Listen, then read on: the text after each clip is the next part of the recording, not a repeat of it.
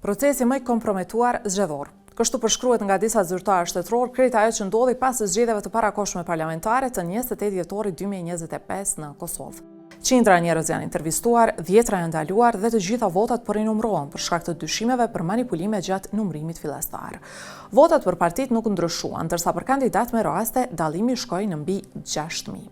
Nëse shumë kush u habit me atë se çfarë ndodhi, përnjohësit e zhvillimeve politike duket se manipulimi me vota ka qenë sekret publik.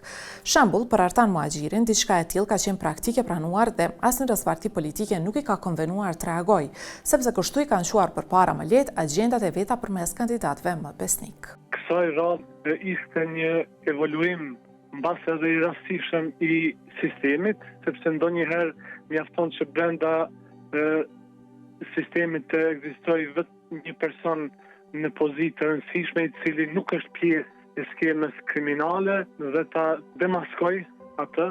Fjala është për kryeprokurorin e Prizrenit, i cili pati guxim që ta ngrisë zërin në mënyrë të fuqishme me shpejtësi.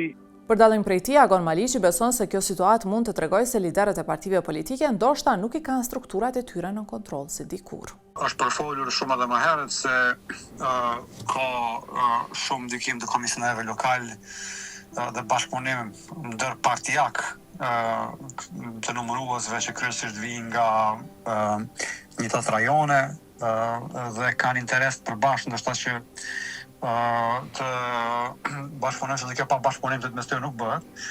Radio Evropa e Lirë ka bërë përpjekje që të marrë komente nga partitë më të mëdha shqiptare lidhur me këto pretendime, mirë po ato nuk kanë qenë të qasshme. Pikpyetja e radhës është se pse manipulimi u zbulua tani. Një skenar është që mundësia e zgjedhjes deri në 10 kandidat për deputet e ka lehtësuar procesin e manipulimit gjatë numërimit. Juristja e mediave Flutura Kusari e ka përmendur edhe faktin që ka pasur më pak vëzhgues nga organizatat jo qeveritare vendore. Sipas Kodit Penal të Republikës së Kosovës, çdo manipulim i qëllimshëm i votës apo rezultatit zgjedhor përbën vepër penale dhe dënohet me deri në 5 vjet burgim. Për Muhaxhirin, manipulimet treguan ngjashmëritë ekstreme të partive. Ky është indikatori më i qartë se si funksionojnë partitë politike në mënyrë jo demokratike, në mënyrë manipulative, edhe për këtë arsye nuk ka meritokraci. Komisioni Qendror i Zgjedhjeve beson që deri në fund të janarit do të përfundojë procesi i rinumërimit, duke i hapur rrugën certifikimit të rezultateve dhe më pas formimit të institucioneve të reja.